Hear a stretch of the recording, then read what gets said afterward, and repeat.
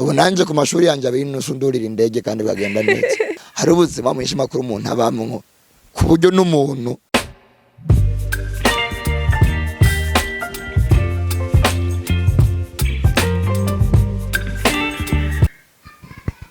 Shuti bagenzi ba RIB TV turabahaye ikaze kuri no munsi tugiriye ibakwe ryo kwakira umushinga ntahe adushikiriza intahe yiwe yo mu buto bwiwe kuva akivuka atubwire ivyo yagiye arahura navyo nkuko dusanzwe tubikora murazi ko dukoresha intahe kugira dushobore komorora ibikomere vya bamwe baba bariko barumva ivyo babayemwo vyabananiye gukira bakoresheje intahe z'abandi turamuhaye ikaze umushinga ntahe murakoze cyane ndabaramukije mu izina ry'umwami wacu Yesu Kristo amazina yanje nitwa Innocent Sengiyumva ndi umukozi w'Imana ba Imana umuvuga butumwa ndi n'umuhanuzi w'Imana ego Imana ibaha umugisha turabahaye ikaze murakoze cyane mwakoze kutwitaba yego twagire mubanze mudushire mu biganza vy'Imana kugira ngo dushobore gutangura kino kiganiro reka dusenge Imana Data mu izina rya Yesu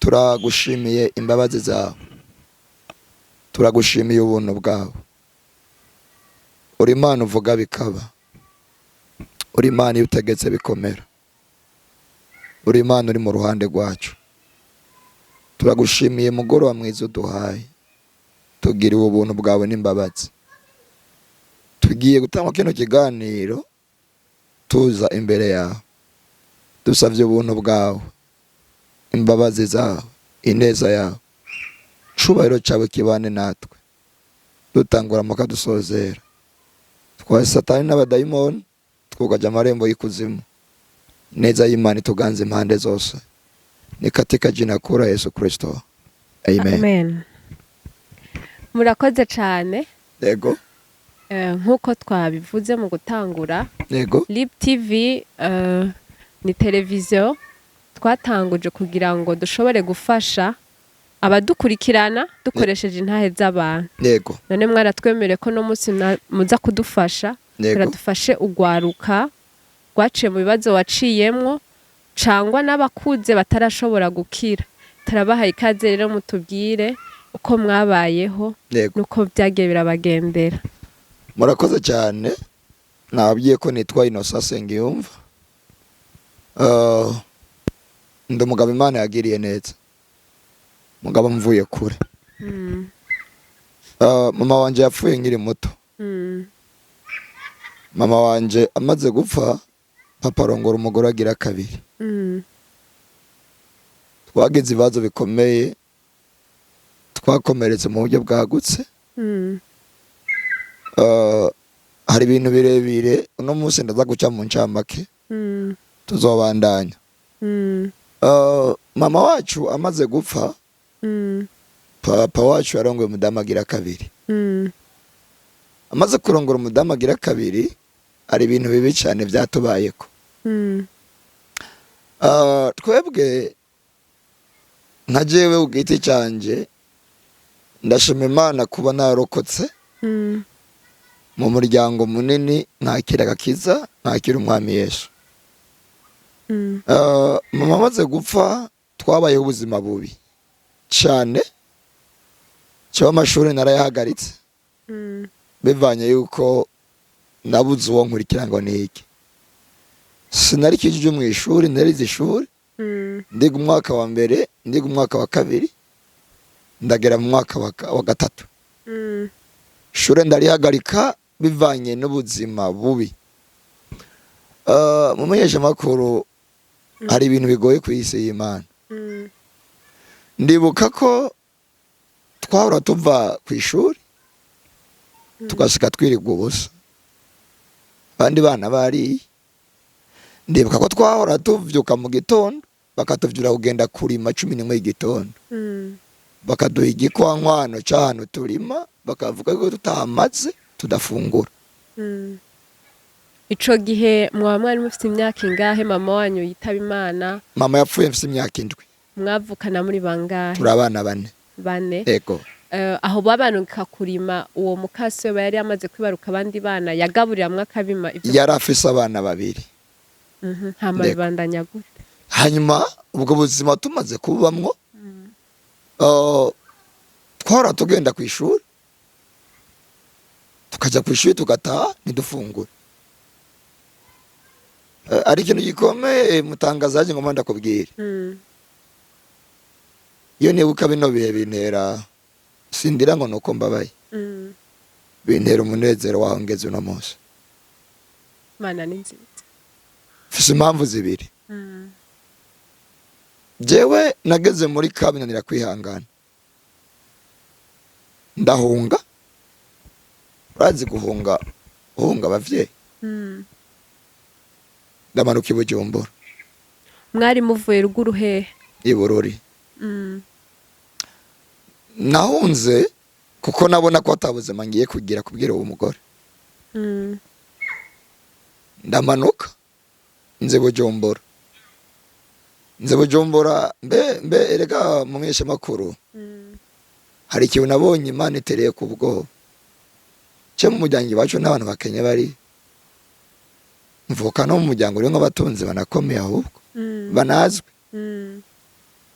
Mugabo ndashima Imana ko yemera ko tunyura ahantu kugira ngo iziduhe ijambo n'intahe kugira ngo umuryango ntuze wirate uvuye ko hari ibyo wakoze ku buzima bwacu. Amen. Je naramanutse mungu uwo mudamu ndaza ngira i Bujumbura. Nageza i Bujumbura shikira ngaho kuri permanence ahanyene mu Buyenzi i Bujumbura. Nazi ngo ngiye kwanaka. Ntafise umuntu ntonzeko kandi igisagara cyuzuye umuryango banakomeye bakomeye bazwi bafise n'amafaranga. Ikintu c'ukwezi kwa mbere ukwa kabiri kwa gatatu nakumaze ntonda mu Buyenzi kujya gatandatu n'umuntu avuka iyo nyene wacu. Naragenda nkoza ivyombo byo mu restaurant yiwe bagaca bamarasi afungura saa sita no ku mugoroba wanajya kuri sisi mu Buyenzi niho nataha mwibarabara. Byagenda gute? Twari amafaranga nari ama 50 y'urumogi tukari ibure ku bantu banywa itabi ry'urumogi. Ibure y'urumogi hajewe nta itabi nanyoye nta n'inzoga nanyoye nta n'ikintu ngizeshira mu kanwa jewe. Mugabo twariha ayo mafaranga kugira ngo bandaze muri bijya imodoka ziya modoka ziba zaraye hajya mu modoka hajya ikintu cy'amezi 3. Imana itabura uko bigenza ndonka akazi mu restaurant y'umuntu ku 14 mu Buyenzi. Niho natanguriye ubuzima nkora mu restaurant nkorera amafaranga atarenga 6,000 ku munsi ku kwezi. 6,000 barakugaburira ariko barangaburira nkajyamaho nyene mu restaurant. Mugabo ndashima Imana cyane. Nakoze ikintu cy'amezi 6 biza guhera no wankoresheje atampemvye amafaranga. Ambwira ngo warariye urajyura vyewe amanutse uruzingo aranyirukana. Mani tubabarire cyane. Amaze kunyirukana kandi uwo muntu arazenga no baracyasenga. Erega munyesha makuru umbabarire singombye kuvuga birebire nkubwira ikintu kimwe.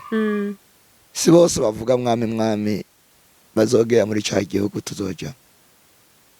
Nkunze no kubwira abantu ngo guheka Bibiliya no kuzirera no kuzitwara mu kwana kugira gute nibisigura ko ari go rugendo rujya mu ijuru. Uwo muntu yarasenga mugabo arankakumpemba.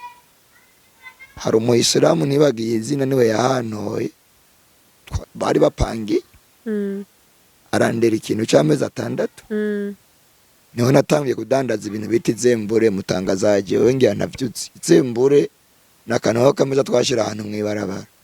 Ego mwadandaza iki? Hadandaje nibeshe nadandaza itabi imbombo n'icoco n'ibisuguti nivyo nahereyeko. Ego kudandaza ndabikora Imana iranameza agira abantu ndahaterera imbere. Iyo ivyo tuduruniye dukiya turaduga tuva mu ikinga. None ico gihe cose umuvyeyi wawe papa ntaco yigeze abikorako? Nta na kimwe. kandi yarahari. bisigura ko mu gufatwa nabi nka Jenali ntahura ko yoba ari nka Mukase yabikora mugabo urumva ngira na papa wawe yarabifise mu ruhare. Reka nkubwire ikintu kimwe, nkunze no gusengera jewe kuko Imana yarangiriye neza, nkunze gusengera abana b'imfuvye cyane. Abagore benshi ba Mukase b'abantu sinzi ko ari uko babaroze, sinzi nibazo bafise, sindabimenya neza. Abagore benshi ba Mukase b'umuntu n'abagore bakeya bakunda gorera abana batarababo ngo babarere ngo babeho neza. Bake cyane, sinzi n'impamvu kuko nanje gushika nisa ubona Yesu yangiriye neza, mpura n'ibikomere by'abana benshi bazwe na ba Mukase, sengera na benshi. Rero sindamenya ko aba Mukase b'abantu sinzi mbere bivuga sinzi ko ari ibibazo bagenda na sindamenya ivyo ari byo. Rero papa yarahari kandi ndagutwenze. Rero ndabwiye ukuri fonje yavuze n'amafaranga kweri yarakora amafaranga yaravise mugabo uravye uko twabayeho uwo mugore yabikora bibona kandi akabikora bibona kuko naco yahinduka, ntaco yigeze abikora. Imwe nari uzohora urabe bino bintu bya kino gihe mu menyesha makuru.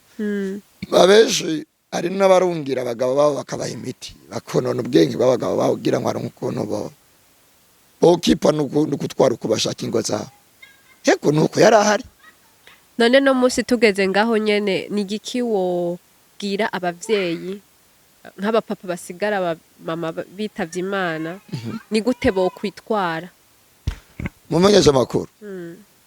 Icyo kibazo bagije kiragomye mugabo ndacishura mu bwenge. Imitima y'abantu si imwe. Kabiri, turafise abantu bakijijwe, turafise n'abandi bari muri komedi biyita bakizwa atarabakizwa. Nashaka kubwira abana bari mu bibazo nk'ivyo, babwire ngo iri jambo rirakomeye. Cyabujima rirambwira ngo Imana si umuntu ngo ibeshe, irinde ico yavuze kugira gisohoze ku bana bayo.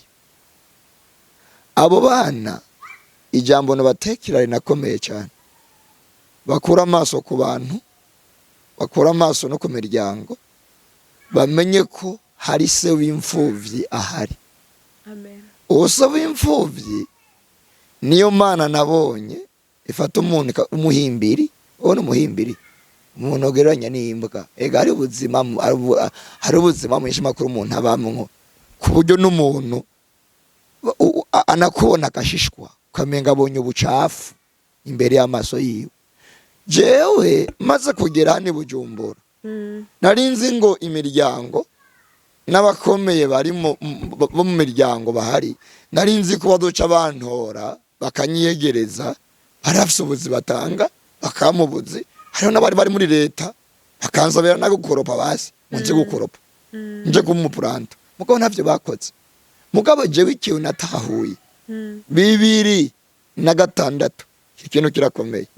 Namenye ko Imana yacu ariyo Mana so y'imfuvyi ikama w'imfuvyi, kandi yo rero nirenganya, yo igihe kigeze irahindura ibintu bigahinduka.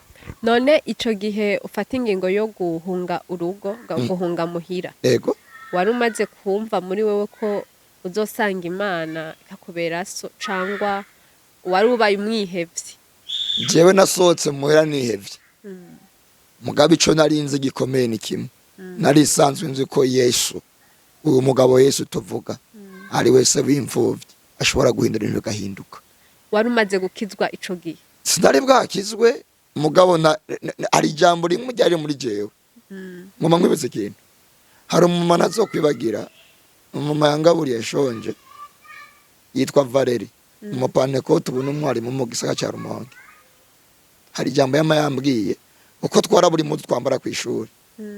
Rero kubera yanyigisha yakunda gukura ikoti yiwe jacket y'imbeho akayima nkayambara, akatwaga tugura akangurira ifana yangu ifana akangaburira. Hari ijambo yakunda kumbwira ngo ahatari abantu hari Imana.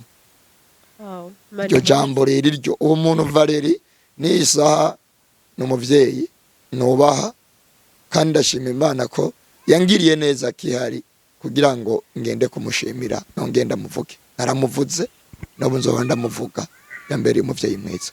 Imana imuhezagire. yego. None mumaze rero gutangura kwisumamwo mukagira ako kazembure vyahavuye bibandanya gute? Narateye imbere, Imana irampezagira, ndagura ikinga, ivyo bintu vy'izembure ndavyihoza, ngenda kunyonga taxi vero. Kino gisagara kweri ndazwe kweri. Ndariste. Bakwita gute? Bampamagara gisatsi. Ku mpamvu zibiri. Ndazikubwira. Nari naraguze ekutere. Hari uturadiyo 2008 twari mu kino gisagara, wasanga dufise anteni n'utuntu tw'utubuto. Rero nambara izo ekutere mu mutwe. Nambara ekutere mu mutwe. Hanyuma nkashirako nkatumiza ku radio vyizigirire ngaha munsi ya Efo ngaha. Iyo radio rero iyo baririmbye indirimbo nkumva iyo ndirimbo ikora muri vya bikomere vyanje. Wasanga ndimwe bandiko ndabira nk'umusazi. Aca ndirimba n'ijwi rirenga. Kandi usanzwe ubiza umuntu afise ekutere. Ntuba wuyumva.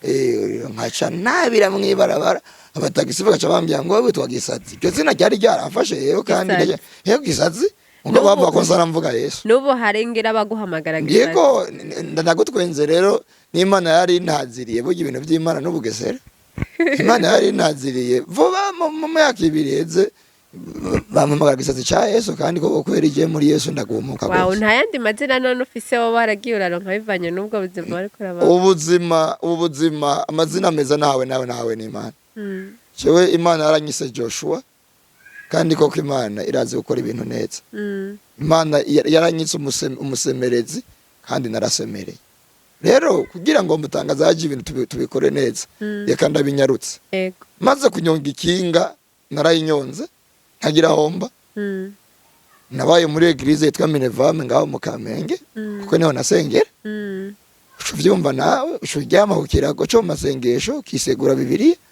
Hama nifuka urupira nanifuza urupira munyesha makuru rumeze neza kwe hari urupira naraguze rurerure kwagera ino ku maguru ije navyise gukonjega verbe cyo konjega verbe dormir hari ukuntu uryama aya maguru aya mavuga ca usobeka mwari indani sivyo none hanyuma ukaduza akagera mu kanwa hanyuma ugaca wisegura Bibiliya hama ukabona gusinzira.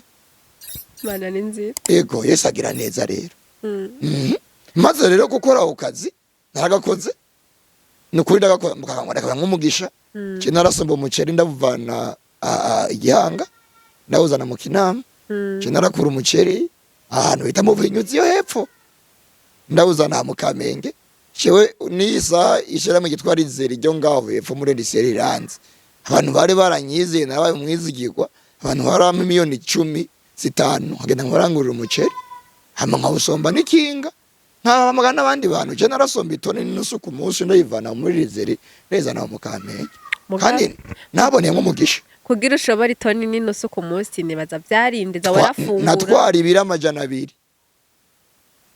natwara ibira amajana 2 kwikinga imifuka 4 niyo nazana yaru icubaru ituru kubita ngaho hepfo jewe no nga hari umukozi w'Imana twa Jackson Nkeshimana aranzi nawe nyene yo guha makuru eko hama vyahavuye rero bibandanya gute Yesu yavuye angirira neza 2012 Imana yaransanze ndagenda nigishuri ry'icyongereza muri ICM aho muri Rohero Imana ishinjira inzira barisha n'amahera menshi mugabo kurisha amahera menshi kwabo Imana yaranciriye inzira ndi gukwezi kwa mbere umuntu arandihira mu nyuma nyangiriye ikintu ngaho wangiye mu ishuri kuko bigisha theology niyo bigisha bakigisha n'icyongereza gisanzwe rero je n'igicyongereza rero kubera baraba missionnaire nije nisabiye ku imisi yose igihe cyo kwinjira mu ishuri tubanza gusenga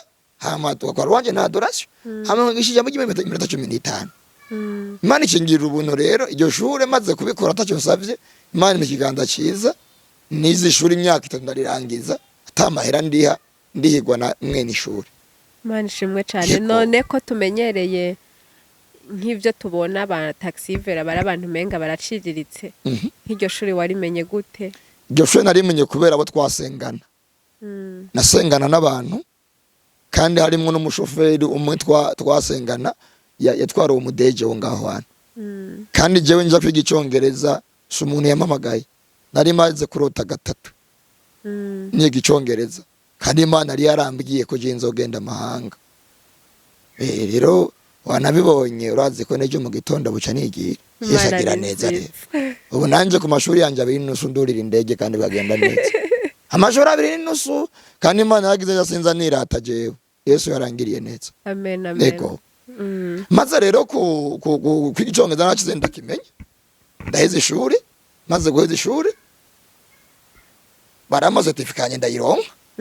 Hanyuma Imana inshira inzira uko yaziciye reka ndakuvuga amanye ndangitse. Jewe nasengeye umuntu ari muri Amerika. Akwaye kanseri yo mu gitereko. Imana iratabara. Umuvyeyi arakira. Mu nyuma arabaza ngo akeneye kumenya umuntu yamusengeye. Kandi sinagiyeyo twasenze ku telefone. Amaze kuza bambagije ibintu bibiri. Bambagije ngo tugukorera iki. Chemo ushuvyumva nawe muri mind ibintu bibiri. Je nabona inzu nkabona déplacement. Mugabo Imana yoyo yari ifise ivyo yateguye. Kandi ngira mvuga ivyo bintu bibiri. Nakwe nagenda bivuge numva ururimi rurakopwe. Numva ijwi rinyogora mu gutwirimbya ngo nakubuje guhuruduka. Amen. Numva iryo jwi barambaza ngo habaye iki. Ndavuga no ya nta kibaye ahubwo mu ndindire nzogaruka ejo. Nyafata amafungo y'imisi binagenda senga Imana. Imana irambwira ngo genda babwire ngo nkeneye ugenda isi yose mvuga izina rya Yesu. Kuri visa zanyu amateke yanyu. Hama namwe nimwe muzogira ico mukozo kugira ngo je menyekane iyo ngende iyo nzoza gukora ubwo murimo w'Imana. Imana ibiciye inzira rero. Imana irandodesha nyange akava kasa kaza South Africa uwo mabura banza burahera mutangazaje uwo mabwaraheze kwe yego hagiye muri vacances y'amezi 6 uwo maburahera inzara irahera nanje ndagira kabiri kameze neza ka taxi vero kandi mutangazaje taxi vero bya n'ikintu je sindayisuzugura taxi vero yatumye mbuwo ndiwe mugabo rero shabye kunyonga taxi vero ari akamotugira kadahera kahere iyo nyene kahere karahere iyo nyene kweri karahera. Yesu abigenza neza arabitunganya maze kugaruka rero mu gihugu niko gutangura ingendo ndazivuga butumwa n'ubu rero ndiko ndazikora rero nuko bimeze. Wow, Mana ni nziza cyane. Urumva warageze igihe uvuga ati ubundi bagiye bwa buzima bwose. Yesu yaranyomoye ibikomere kandi yo nabona Yesu nta wundi muntu ari kuhabona ari kunyomora ibikomere. Yesu aromora ibikomere kandi akavyomora neza. Niyo mpamvu ushaka ntari byizigira abantu. Muntu ukigowe. Muntu ukiri muye uri muye bidafadika. Iri ni jambo rya mbere. Icambere kura amaso ku bantu. Ukura amaso ku bintu. Uhanga amaso ijuru. Amen. Hariya mwijuru amunyesha makuru tuko turaraba tubona bijya bicu. Ariko hari haraba Imana. Kandi iyo Mana niba hariya ino muri twebwe turayigenda no muri wowe Kristo ari muri wewe.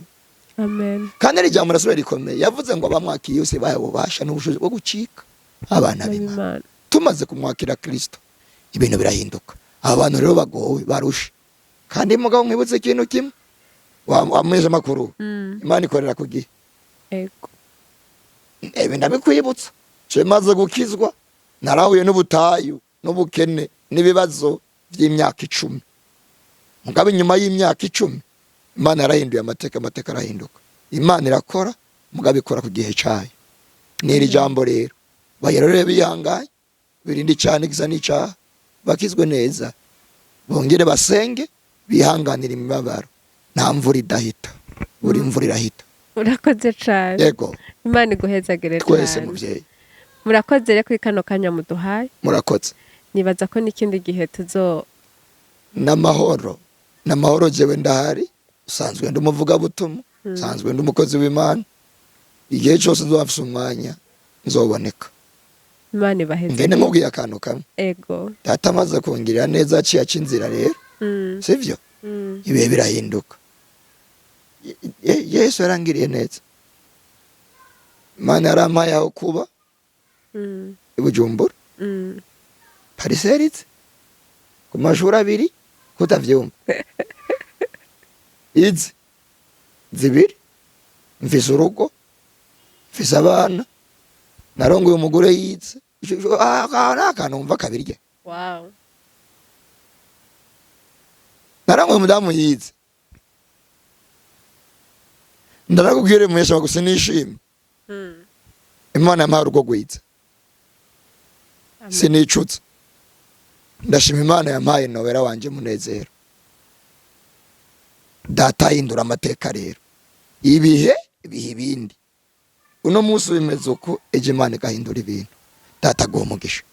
Amen. Rero kurangiza neshaka kanu gatoya ugire akaja mushikirije umwana no musaba ari mwibarabara ataramenya Imana kuko uratubwiye ko nta muntu yabaye mu bintu byawe nta tonto nta tantine kandi baruzuye ha mugisagara kandi watubwiye ko bari abantu bifashe nuba Yesu angiriye neza ubu uco vyumva na ubu barakurondera Imana hinduye ibintu baca bati ndashaka rero ugira akaja mu bashikirije kugira ngo bumve nabaho iyo Mana boyisanga wamumenyesha makuru iri jambo ngiri iri jambo nirimo nibemere baho ubuzima bwabo Kristo nta yindi nzira kiba kimbwira ibyo bakizwa nabona n'abantu bavuye Grace ntabatameze neza mugabo maze gushiramo ikirenge nabonye umva mumenyesha makuru umva umbwira ijambo cewe sinumvise Imana cewe sinabwiwe Imana ce nabonye Imana itambuka